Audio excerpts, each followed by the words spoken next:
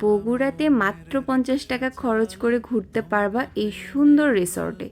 কি বিশ্বাস হয়? তবে বিশ্বাস না হলেও এটাই সত্যি। তো সেই সব কিছু নিয়ে কিন্তু থাকছে আজকের ব্লগ। তো চলো ভিডিওটা শুরু করা যাক। আসসালামু আলাইকুম, হ্যালো এভরিওয়ান, কি অবস্থা সবার? এদিন আমরা 3 বান্ধবী মিলে ঘুরতে বের হয়েছিলাম আর যাওয়া হয়েছিল বিউটি পার্ক অ্যান্ড রিসর্টে। এখানে কিন্তু টিকিট কেটে ভেতরে ঢুকতে হয়। তো আমরা 3টে টিকিট কেটে নিলাম আর টিকিটের মূল্য কিন্তু ছিল মাত্র 50 টাকা। আর ভেতরে ঢোকার পরেই দেখছিলাম চারিদিকে শুধু সবুজের সমারোহ। যারা আমার মতো প্রকৃতি ভীষণ পছন্দ করো তাদের তো এটা খুবই ভালো লাগবে। তো চলো এবার পার্ক অ্যান্ড রিসর্টের ভেতরটা তোমাদেরকে দেখানো যাক। আর এদিন কিন্তু আমাদের বের হওয়ার কোনো প্ল্যানই ছিল না। হঠাৎ করে বিকালে প্ল্যান করা হয় আর তাই যেতে যেতেই প্রায় সন্ধ্যা হয়ে যায়, যেটা হয়তো তোমরা ভিডিওটা দেখেই বুঝতে পারছো। তবে জায়গাটা খুবই বেশি সুন্দর ছিল। আমার মনে হয় ছোট বাচ্চাদেরকে নিয়ে আসলেও তারা খুবই এনজয় করবে, কারণ এখানে কিন্তু ছোট বাচ্চাদের জন্য বিভিন্ন রাইড রয়েছে, যেমন ধরো ট্রেন বা নাগরদোলা, এছাড়াও নানা ধরনের অ্যাক্টিভিটিস তো আছেই। আর ছোটবেলায় তো এমন পঙ্খিরাজ দেখলেই মনে হতো যে কোনো এক রাজপুত্র আসবে এই পঙ্খিরাজে করে আমাকে নিতে, কিন্তু আসলে কি আসে? হয়তো না। তো যাই হোক, এসব কথা বাদ, এবার তোমাদেরকে আরও কিছু সুন্দর জায়গা দেখাই, চলো।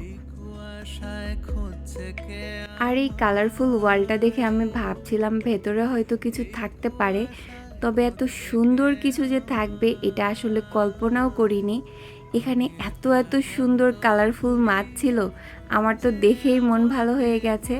তবে পানিটা যদি পরিষ্কার থাকতো হয়তো দেখতে আরও বেশি সুন্দর লাগতো। তবে ছবি কিন্তু খুবই সুন্দর আসে এখানে। আর আবারও বলছি, যারা প্রকৃতি ভীষণ পছন্দ করো আমার মনে হয় তাদের একবার হলেও এখানে আসা উচিত। তোমাদের মন ভালো হবে এটুকু তো বলতেই পারি। আর ছোট বাচ্চাদেরকে খুশি করার জন্য কিন্তু এখানে অনেক কিছু রয়েছে। আর এই নাগরাজের চেয়ারে তোমরা কাকে বসাতে চাও অবশ্যই কিন্তু কমেন্টে জানাতে পারো। যারা আসলে তোমাদের জীবনে এই রোলটা প্লে করে অবশ্যই তাদেরকে বসাবা।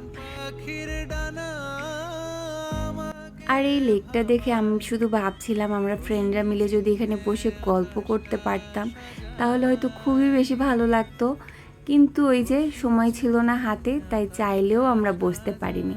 তবে তোমরা গেলে কিন্তু অবশ্যই হাতে সময় নিয়ে যাবা, না হলে কিন্তু আমাদের মতো আফসোস করতে হবে যে কেন একটু হাতে টাইম নিয়ে আসলাম না।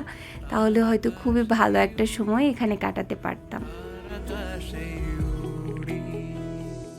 আর তাদের একটা জিনিস কিন্তু আমার কাছে খুবই ভালো লেগেছে, তারা কিন্তু গাছ দিয়েই বিভিন্ন ধরনের ডেকোরেট করেছে, মানে চারিদিকে প্রকৃতির ছোঁয়া রাখতে চেয়েছে। আর্টিফিশিয়াল জিনিস খুবই কম, যতটুকু করেছে শুধুমাত্র বাচ্চাদেরকে বিনোদন দেওয়ার জন্য।